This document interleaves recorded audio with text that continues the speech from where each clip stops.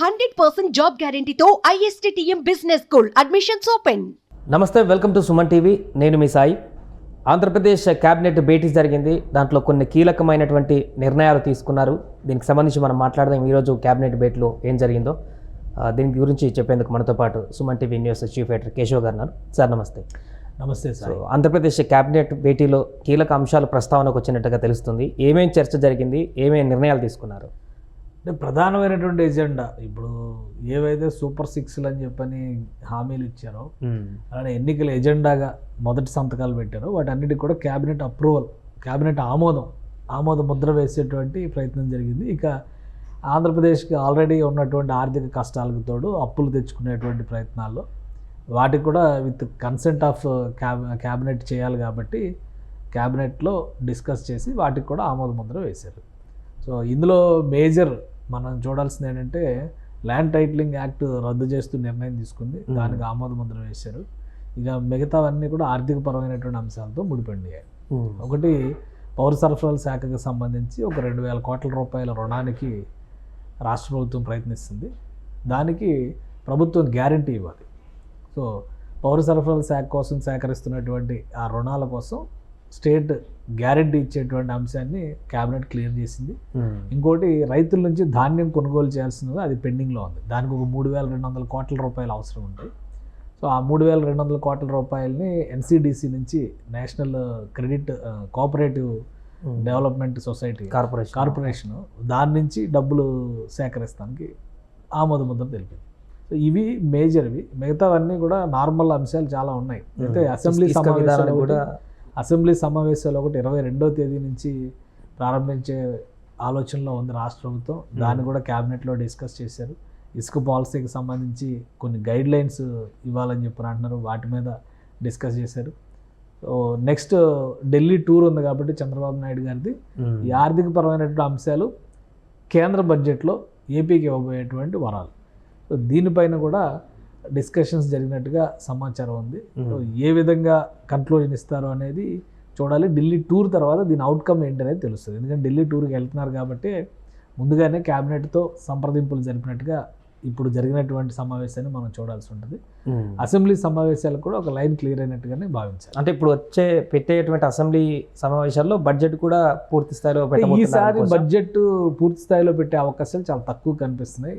అలానే కేంద్ర ప్రభుత్వం ఏ మేరకు రాష్ట్రానికి కేంద్ర బడ్జెట్లో అవకాశం కల్పిస్తుంది అనే దాని మీద ఆధారపడి ఉండే అవకాశం ఉంది. అయితే ప్రస్తుతానికి మళ్ళీ ఓటాన్ అకౌంట్కే వెళ్ళే అవకాశాలు కనిపిస్తున్నాయి.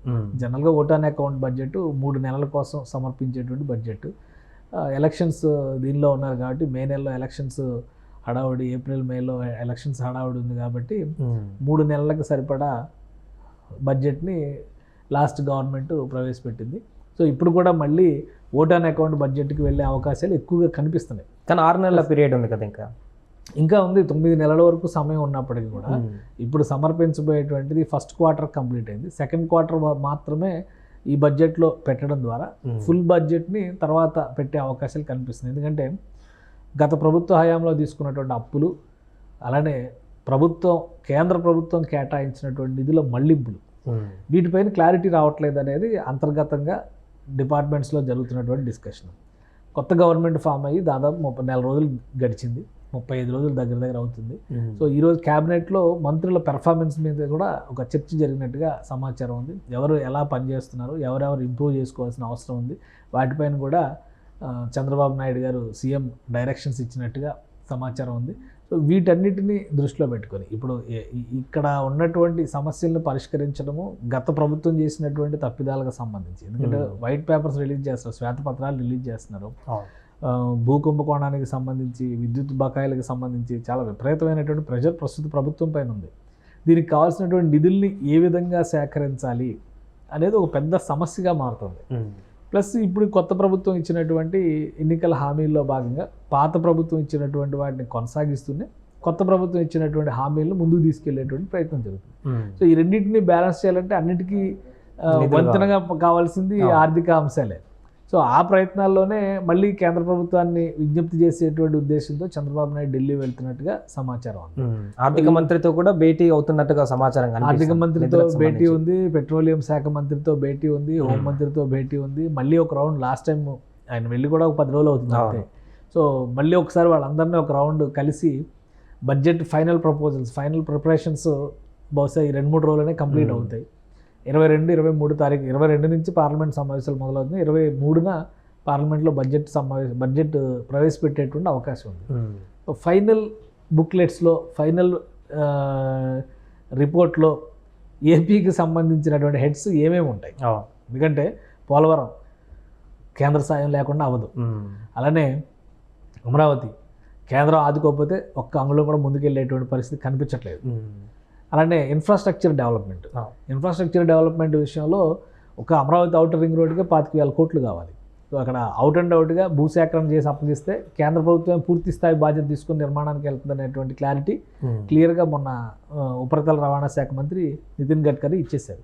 So maximum outer ring road clearance వచ్చేసింది కాబట్టి బడ్జెట్లో పెట్టాలి. బడ్జెట్లో పెట్టకుండా ఈ డబ్బులు ఖర్చు పెట్టడానికి అవకాశం ఉంటుంది.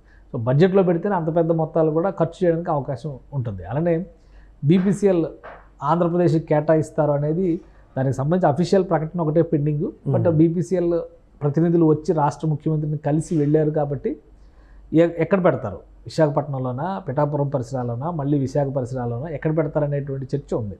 బట్ మచిలీపట్నం చుట్టూ రాజకీయం నడుస్తుంది. మచిలీపట్నం అనువైన ప్రదేశం, అమరావతికి 70 కిలోమీటర్ల దూరంలో మాత్రమే ఉంటుంది.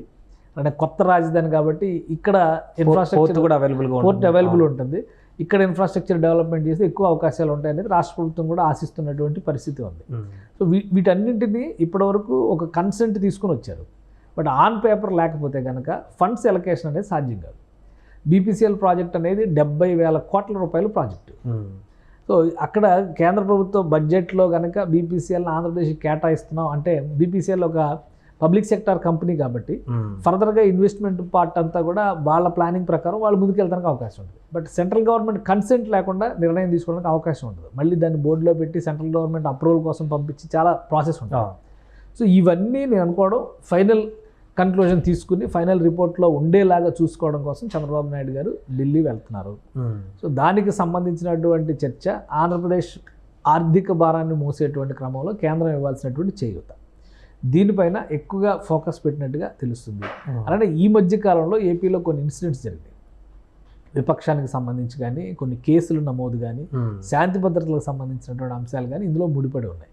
సో వీటిపైన కూడా స్వల్ప డిస్కషన్ జరిగినట్టుగా ఒక సమాచారం ఉంటుంది. అలానే చంద్రబాబు నాయుడు ఇప్పుడున్నటువంటి పరిస్థితులు ఏంటంటే కక్షపూరిత రాజకీయాల కంటే కూడా పర్ఫార్మెన్స్ ఓరియంటెడ్ రిజల్ట్స్ కావాలి అనేటువంటి ఆలోచనతో మంత్రులందరికీ కూడా ఒక దిశానిర్దేశం చేశారు. ఒకరిని చూసి మరొకరు ఇన్స్పైర్ అయ్యి పనిచేసే విధంగా ముందుకు వెళ్ళాలనేటువంటి సూచనలు చేసినట్టుగా తెలుస్తుంది.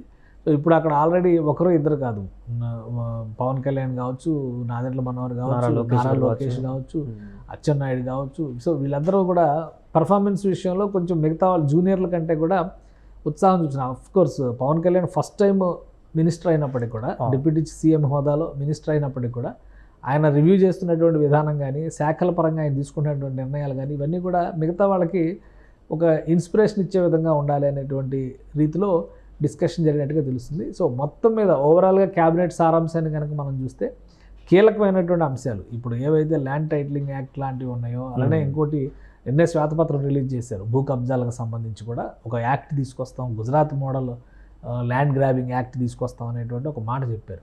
సో ఈ ఆంధ్రప్రదేశ్లో 26 చోట్ల వైఎస్ఆర్సీపీ పార్టీ కార్యాలయం కడితే 23 చోట్ల కనీస పరిమితులు లేకుండా, పర్మిషన్స్ లేకుండా, కనీసం అప్రూవల్స్ కూడా లేకుండా నిర్మాణాలు దాదాపు పూర్తయ్యే స్థితికి వచ్చేసింది. సో ఇటువంటి కబ్జాలను ఏ విధంగా నిర్మూలించాలనేటువంటి ఆలోచనతో కూడా రాష్ట్ర ప్రభుత్వం కసరత్తు చేస్తుంది. ఈ అంశాలన్నిటిపైన క్యాబినెట్ ఫోకస్ పెట్టింది. బహుశా క్యాబినెట్ మీటింగ్ తర్వాత బ్రీఫింగ్లో వీటిని మరింత ఎలాబొరేటెడ్గా చెప్పే అవకాశం ఉంది. సీఎం ఢిల్లీ టూర్ తర్వాత ఆర్థికపరమైనటువంటి అంశాలన్నిటి కూడా ఒక స్పష్టత వచ్చే అవకాశం కనిపిస్తుంది. Right sir. సో అది మొత్తానికి ఆంధ్రప్రదేశ్లో క్యాబినెట్ భేటీ జరిగింది. దానికి సంబంధించి కొన్ని కీలకమైనటువంటి నిర్ణయాలపైన కూడా చర్చ కొనసాగినట్టుంది. ఆ తర్వాత వెంటనే ఢిల్లీ కూడా సీఎం చంద్రబాబు గారు అక్కడికి పయనమయ్యారు. అక్కడ ఆర్థిక పరిస్థితులకు సంబంధించి, నిధుల అంశానికి సంబంధించి కూడా ఆంధ్రప్రదేశ్కి రావాల్సిన వాటిపైన కూడా చర్చిస్తారన్నటువంటి ఒక డిస్కషన్ అయితే కొనసాగుతుంది. సుమన్ టీవీలో మీ పర్సనల్ అండ్ బిజినెస్ ప్రమోషన్స్ కోసం కింది నెంబర్కి కాంటాక్ట్ చేయండి.